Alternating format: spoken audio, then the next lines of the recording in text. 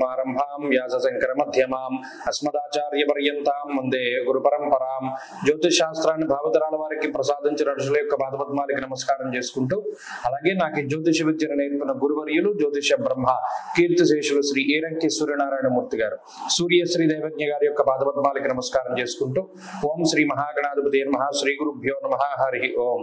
వీక్షకులందరికీ నమస్కారం. తులారాశి వారికి ఈ వారం సానుకూలమైనటువంటి వారంగానే చెప్పవచ్చును.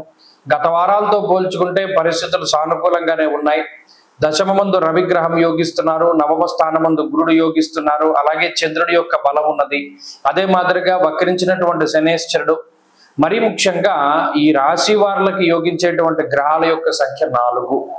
ఇందులో దశమ స్థానంలో ఉండేటువంటి రవి చాలా బలమైనటువంటి గ్రహం. ఎందుకంటే అర్ధసిద్ధి సదారోగ్య అన్నది శాస్త్రం.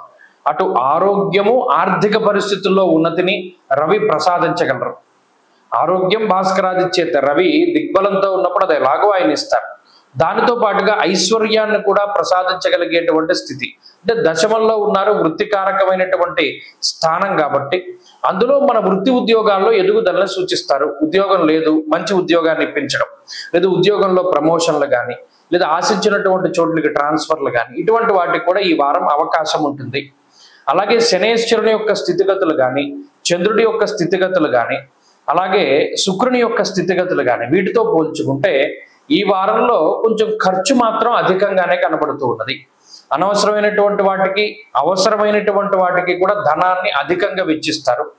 మరీ ముఖ్యంగా కొన్ని సందర్భాల్లో బాధగా ఉన్నప్పుడు లేదా ఆనందం అతిగా ఉన్నప్పుడు సైతం కొంత ధనాన్ని ఎక్కువగా వెచ్చించి ఏదో ఒక వస్తువు కొనుక్కోవడము, లేదా ఇంకోటి ఏదైనా పలానా లగ్జరీ ఐటమ్ కొనుగోలు చేయడము, లేదా ఏదైనా ఇటువంటి వాటిని కొనుగోలు చేసేటువంటి పరిస్థితులు ఎక్కువగా తులారాశి వారు. ఎమోషనల్ బ్యాలెన్స్ అనేటువంటిది కొంచెం అటు ఇటుగా ఉంటుంది. అయితే అతి కోపం లేదా అతి బాధ, అతి ఆనందం ఇటువంటివన్నీ కూడా తులారాశి వారిలో ఎక్కువగా చూడవచ్చును. వ్యయస్థాన స్థిత కుజుడు ఉన్నప్పుడు కూడా ఎక్కువ ప్రయాణాలు చేయడానికి, కుభోజనం దేహజాడ్యం అన్నారు. అంటే శరీరం బద్ధకంగా ఉండడానికి, నిద్ర లేనటువంటి దానికి పరిస్థితులకి, అంటే సౌకర్యాలు ఉండవు. మనం ఎంత కష్టపడినా చివరాఖరికి మనం శరీరానికి విశ్రాంతినివ్వాలి.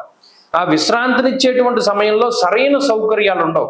సరిగ్గా పడుకుంటాం, కరెంటు పోతుంది, లేదా ఇంకోటి ఏదో పనిచేయదు, లేదా అప్పుడే ఏదో ఒక ఆలోచన వస్తుంటుంది. ఇలా నిద్రపోవడానికి అవకాశం ఎప్పుడు కుజుడు. ఇది తులారాశి వారిలో ఎక్కువగా కనబడుతూ ఉంటుంది. ఆ విషయం మినహాయించి మిగతా గ్రహస్థితి అంతా బాగున్నది. ఉద్యోగ వ్యాపారాలు, సంతతి లేదా కుటుంబ పరిస్థితులు బాగున్నాయి.